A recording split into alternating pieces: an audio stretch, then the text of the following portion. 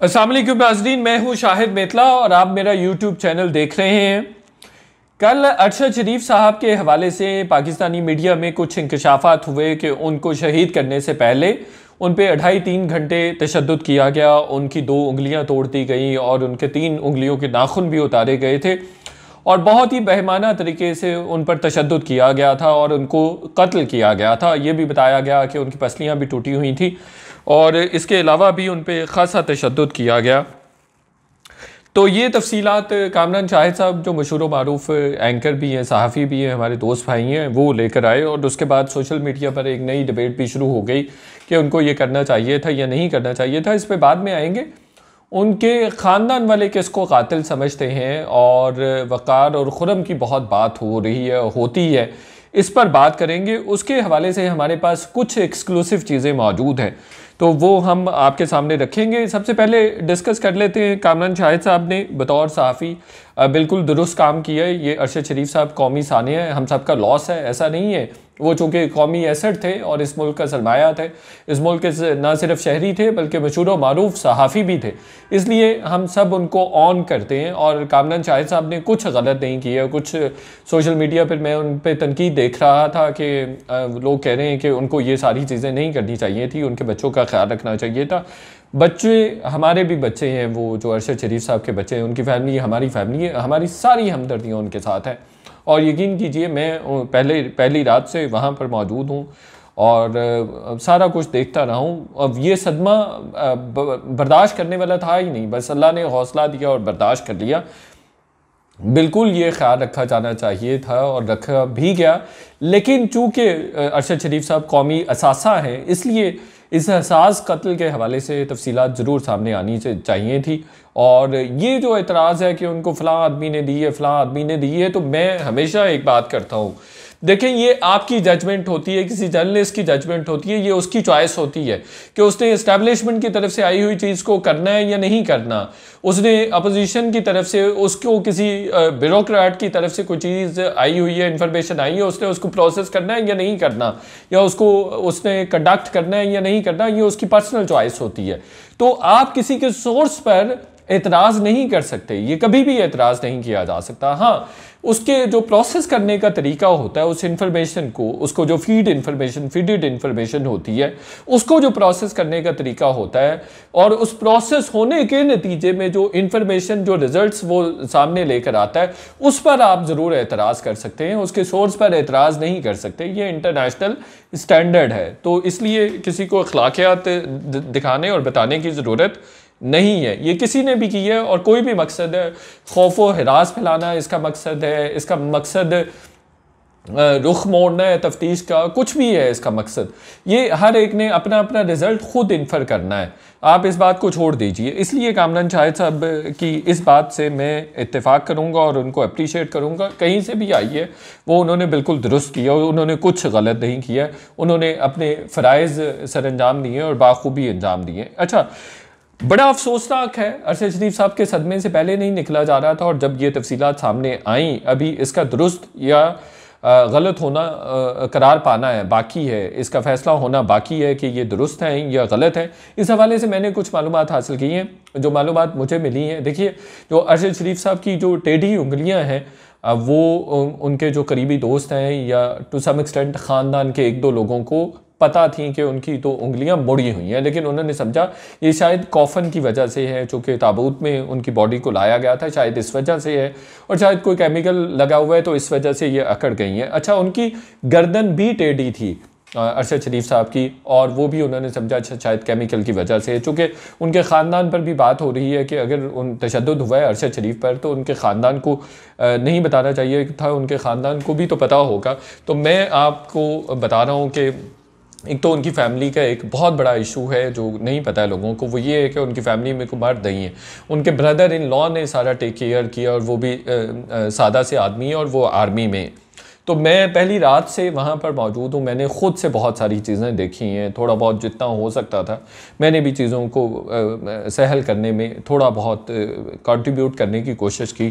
तो ज़ाहिर बात है कि मैं दावा नहीं हो सकता उनकी फ़ैमिली के लॉस का। तो उनका कोई कसूर नहीं है, वो ख़वातीन, उनको कुछ पता नहीं। और फिर वैसे भी जब बॉडी भी यहाँ पे लाई गई, सबसे पहले एयरपोर्ट पे लाई गई, तो 2-4 लोग उनके फैमिली मेम्बर्स और उनके प्रोड्यूसर वगैरह अंदर जाके उनकी बॉडी को लेकर आते हैं, रिसीव करते हैं, कायदे-आज़म हॉस्पिटल में लेकर आते हैं, जो कि एक निजी हॉस्पिटल है।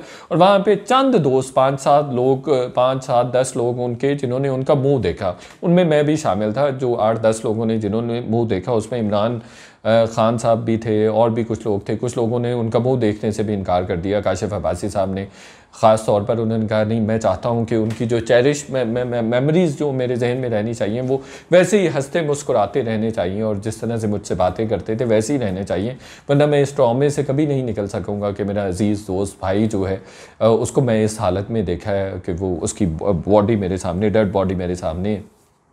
तो ये बात उनको टॉर्चर का बिल्कुल नहीं पता था। उनको एक गुस्ल अरशद शरीफ साहब को किनिया में दिया गया और एक यहाँ पिम्स में दिया गया, और पिम्स में भी जिन लोगों ने दिया उनको एज सच कोई उन्होंने इस बात पर तवज्जो नहीं दी, और वो भी कोई उनके ख़ानदान के बहुत करीबी लोगों ने उनको गुस्ल वगैरह नहीं दिया। ये मैं आपको बता दूँ, ठीक हो गया। एक तो ये बात। दूसरा, किनियन पुलिस इसलिए ये कहें कि इस पे ख़ानदान को कोई कसूर नहीं है, उनको तो पता भी नहीं है। जब कामरान शाहिद साहब ने ये कल तफसीलात बताई और सरफस की, तो फिर उनके फैमिली मेम्बर्स ने, उनके घर के जो इमीडिएट फैमिली है, उन्होंने प्रोब करना शुरू किया कि ये बात सच है कि उन पे इस तरह से 2.5-3 घंटे टॉर्चर भी किया गया।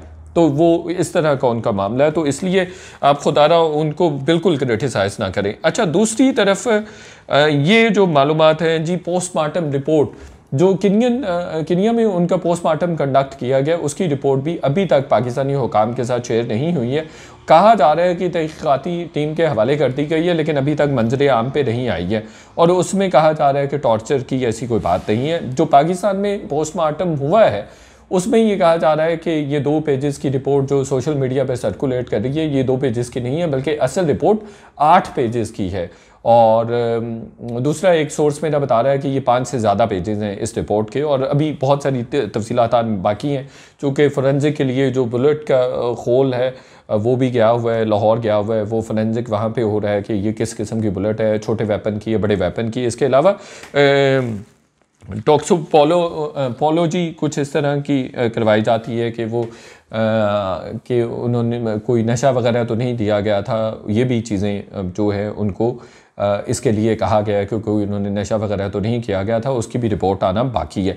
अरशद शरीफ साहब असली नकली होने के हवाले से अरशद शरीफ साहब के जो करीबी दोस्त हैं, उनसे जब मेरी बात हुई तो उन्होंने कहा कि उनको हाथों को पहचाना जा सकता है। तो कामरान शाहिद साहब ने जो पिक्चर्स दिखाई हैं वो उन्हीं की है, और फिर एक और भी जो करीबी दोस्त हैं, उनके करीबी दोस्त भी, फैमिली मेम्बर्स भी, उन्होंने भी तस्दीक कर दी कि उनकी उंगलियां जो थी वो टेढ़ी थी, और हमने कहा ये अदरवाइज़ केमिकल की वजह से हो सकती हैं। ये तो तमाम तफसीलात थी जी इस हवाले से। अच्छा, एक और भी मेरे पास ख़बर है कि अरशद शरीफ साहब की ये तमाम तस्वीरें जो कल कामरान शाहिद साहब ने दिखाई, ये डार्क वेब पे भी सेल पर भी अवेलेबल थी, और सेल के लिए भी अवेलेबल थी, और हाईएस्ट बिडर के लिए कॉल किया जा रहा था कि जो भी हाईएस्ट बिड दे देगा उसको ये तस्वीरें बेच दी जाएंगी। ये भी एक इंटरेस्टिंग ख़बर है जो मैं आपके साथ शेयर कर रहा हूँ। तो पॉसिबली ये वहाँ से भी उठाई गई हो सकती हैं, ये वहाँ से भी परचेज़ की गई हो सकती हैं, लेकिन कामरान शाहिद साहब एक बड़े जर्नलिस्ट हैं और उनके सोर्सेज भी बहुत ज़बरदस्त हैं, और जो उन्होंने खुरम और वक़ार के हवाले से उन्होंने सवालात उठाए हैं वो भी बड़े रेलिवेंट है कि खुरम को एक भी गोली नहीं लगी, 9 गोलियां चलती हैं, उनमें से 2 गोलियां जो है वो अरशद शरीफ साहब को लगती हैं। और पोस्टमार्टम जो पाकिस्तानी पोस्टमार्टम हुआ है उसमें भी ये बताया गया है कि जो दाहना फेफड़ा था वो अरशद शरीफ साहब का मुतासर हुआ, और फिर ब्रेन इंजरी भी हुई जिसकी वजह से उनकी डेथ हुई है। तो डेथ की कॉज ये बताई जा रही है। और जो खुरम के हवाले से वो कह रहे हैं कि खुरम ड्राइविंग सीट पर बैठा हुआ था, 3 गोलियां उधर से आती हैं लेकिन उसमें से किसी को नहीं लगती हैं, और फिर वो तवील रास्ता अख्तियार करता है और बग़ैर बताए तवील रास्ता अख्तियार करता है। ब्लैक वाटर का भी कहा जा रहा है कि वो एमओ डिप के नाम से जो है एमओ डैम, वो सारा एरिया जो है वो ब्लैक वाटर के पास उसका कॉन्ट्रैक्ट था, और वहाँ पे 10 इंस्ट्रक्टर्स भी थे अमेरिकन जिनके साथ अरशद शरीफ साहब ने डिनर किया। इस तरह की भी तफसीलात शेयर की जा रही हैं। सबसे अहम बात जो मैं आपको बताने जा रहा हूँ कि उसका ख़ानदान किसको कसूरवार समझ रहा है या कातिल समझ रहा है। देखें, वो कुछ बहुत ताकतवर लोगों को भी कातिल समझते हैं और वो ये भी समझते हैं, उनकी माँ का कहना है, मेरे ज़राए ये कह रहे हैं कि खुर्रम और वक़ार अरशद शरीफ के मेरे बेटे के कातिल हैं। ये उनकी माँ का कहना है, मुझे कुछ ज़राए ने ये कहा है। और वो कह रहे हैं कि उनको ज़रूर पाकिस्तान लाया जाना चाहिए और उनको ज़रूर प्रोब किया जाना चाहिए। ये बहुत अहम पेशरफ्त है जो अब तक हुई है। पहले उनकी वालिदा इस तरह से नहीं सोच रही थी, लेकिन अब वो ये सोचने पर मजबूर हो गई हैं, चूँकि जो कंडक्ट खुर्रम और वक़ार का है वो बड़ा ही मशकूक है, बड़ा सस्पिशियस कंडक्ट है। चूँकि जो स्टेटमेंट्स केनियन पुलिस दे रही है वही स्टेटमेंट्स खुर्रम और वक़ार दे रहे हैं, और उनको पता है 2.5-3 घंटे जो तशद्दुद होता रहा है, खुर्रम और वक़ार को असल अकाउंट का पता है। हॉस्पिटल नहीं लेके गए, और जो यहाँ से पाकिस्तानी सहाफ़ी भी गए हुए मुख्तलिफ़ दुनिया से वहाँ पे पहुँचे हैं, उनके ख्याल में भी खुर्रम और वक़ार का जो कंडक्ट है इंतहाई मशकूक है, इसलिए उनको प्रोब होना चाहिए। एक और भी ख़बर शेयर करता जाऊँ कि ये खुर्रम और वक़ार दोनों ही कैनेडियन नेशनल हैं, तो इसलिए इनको पाकिस्तान लाने की जो एक अपॉर्चुनिटी हो सकती थी या गुंजाइश हो सकती थी वो भी नहीं है, और इनके बाप भी भाग गए हुए हैं, केनिया चले गए हैं। मेरी इत्तलात के मुताबिक ये खुर्रम और वक़ार भी फ्रंट मैन है। मुख्तलिफ़ लोगों के नाम आ रहे हैं कि किसके फ्रंट मैन है। ये भी कहा जा रहा है कि वो शायद लाइक कुछ पावरफुल हल्के हैं यहाँ पर, उनके फ्रंट मैन है। इस तरह की भी बात की जा रही है, और कुछ और लोगों का भी नाम लिया जा रहा है कि उनके ये फ्रंट मैन है। तो ये इस तरह की बात की जा रही है। अच्छा, पोस्टमार्टम रिपोर्ट के हवाले से एक और भी बात मैं बताता जाऊँ कि गर्दन टूटी होने की एक वजह यह भी थी कि उनकी गर्दन पे फायर लगा था, और जो कॉलर बोन है वो भी टूटी हुई है। जो मेरे ज़राए हैं पिम्स पे, उनसे मेरी बात हुई है, तो वो उन्होंने मुझे ये वाली इन्फॉर्मेशन भी दी है। तो अहम बात, सबसे अहम बात ये है कि अरशद शरीफ की वालिदा अब कह रही हैं कि ये खुर्रम और वक़ार मेरे बेटे के कातिल हैं, इनको प्रोब किया जाना चाहिए और इनको बिल्कुल शामिल तफ्तीश होना चाहिए। हमारी जो तहक़ीक़ाती टीम है उनकी भी उनसे मुलाकात हुई है, लेकिन उनको भी उन्होंने कोई खातर खा जवाबात नहीं दिए हैं, कोई ऐसी रिपोर्ट नहीं दी है या ऐसा क्लू नहीं दिया है जिससे इन्वेस्टिगेशन आगे लीड हो सके। बहरहाल ये टारगेटेड असैसिनेशन थी, इसमें कोई शक नहीं है, और हुकूमत और फ़ौज का पहले दिन से ये मौक़िफ़ था कि ये टारगेटेड असैसिनेशन है। पाकिस्तान की फ़ौज या किसी पाकिस्तानी हुकूमत ने ये बात नहीं कही है कि ये मिस्टेकन आइडेंटिटी का केस है, बिल्कुल ऐसा नहीं कहा। मैं DGISI और DGISPR की प्रेस कॉन्फ्रेंस में मौजूद था और यही बात हुकूमत कह रही थी, ये केनियन पुलिस का मौक़िफ़ था। तो जो PTI के कुछ लोग सियासी रंग देने की कोशिश कर रहे हैं अरशद शरीफ साहब के सामने कि उनकी शहादत को, उनको शर्म आनी चाहिए। आप सियासत मत करें, हम सबका अरशद शरीफ साहब लॉस है। जो तफ्तीश होनी चाहिए वो बिल्कुल होनी चाहिए और शफाफ होनी चाहिए, और हम मुतालबा करते हैं, हमारा दोस्त भाई कॉलीग गया है, हम मुतालबा करते हैं कि उनको और उनके बच्चों को इंसाफ मिलना चाहिए। और जो पोस्टमार्टम रिपोर्ट है, अगर पाकिस्तानी हुकूमत किसी तरह से भी इन्वॉल्व नहीं है इस तमाम क्राइसिस में, इस तमाम मर्डर में, तो उनको सबसे पहले पोस्टमार्टम रिपोर्ट उनकी माँ के हवाले करनी चाहिए। ये उनका हक है, उनकी फैमिली को हवाले करनी चाहिए, उनके बच्चों को हवाले करनी चाहिए। और अगर ये नहीं करेंगे तो आप सबसे बड़ी इंसाफ में रुकावट है। वीलॉग आपने देखा, आपका बहुत शुक्रिया। दोस्तों के साथ भी शेयर कीजिए और चैनल को भी सब्सक्राइब कीजिए।